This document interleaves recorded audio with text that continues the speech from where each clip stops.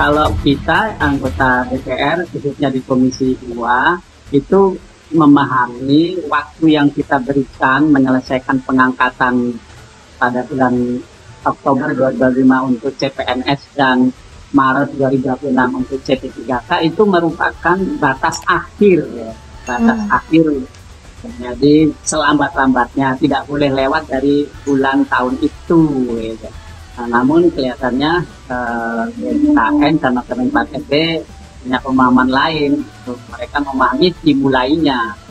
Itulah yang membuat akhirnya terjadi polemik lah begitu, dan terjadi keputusan yang menurut saya yang membuat teman-teman CPNS dan teman-teman CP3K itu merasa ada Assalamualaikum warahmatullahi wabarakatuh. Berjumpa kembali di channel Ardhiko Ramos. Informasi terbaru kali ini terkait dengan pengangkatan P3K maupun PNS atau CPNS tahun 2024 serentak, dan akhirnya pada hari ini tanggal 10 Maret 2025 demonstrasi besar-besaran di seluruh Indonesia dari kalangan sahabat-sahabat yang lulus CASN maupun P3K. Lalu bagaimana keputusan akhir dan pemaparan dari DPR RI, Menpan RB maupun dari jajaran BKN?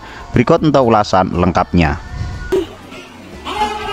Berdasarkan informasi dari koordinator lapangan, kegiatan aksi demonstrasi ini tidak hanya dilakukan di Sulawesi Tenggara namun juga senasional. Mereka menuntut penundaan pengangkatan CPNS dan juga CP3K tahun anggaran 2024 ditunda, Tribuners. Baik di pusat maupun di daerah, ya lakukan aja pengangkatan.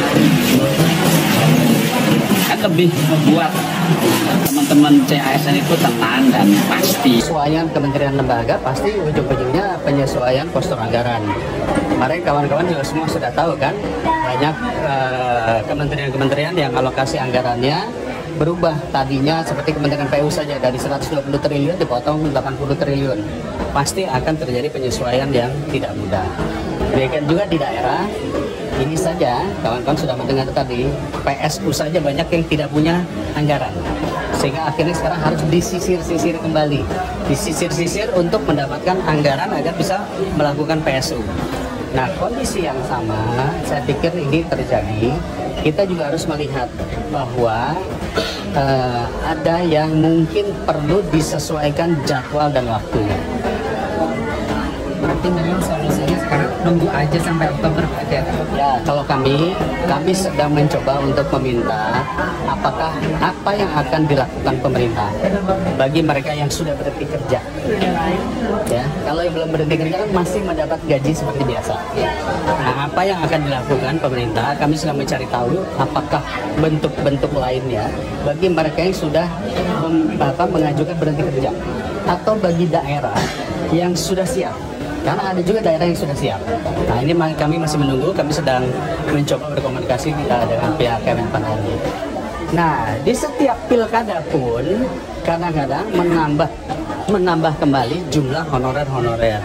Itu sebabnya sekarang kita mencoba menyelesaikan bagaimana agar ini selesai semua. Yang sejak tahun 2015 nggak selesai, ini harus kita selesaikan semuanya secara harus fix, dan pemerintah menjamin baik kesiapan anggarannya, kesiapan KL-nya, kesiapan pemerintah daerahnya. Oleh karena itu terjadilah titik temu kemarin, yaitu pada tahun 2025 dan sebagian di 2026. Artinya tidak ada keputusan untuk memajukan pengangkatan lagi begitu. Artinya fix sudah di Oktober.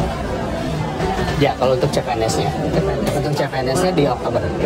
Karena sekarang banyak KL-KL yang baru saja berbenah dan baru dibelah-belah.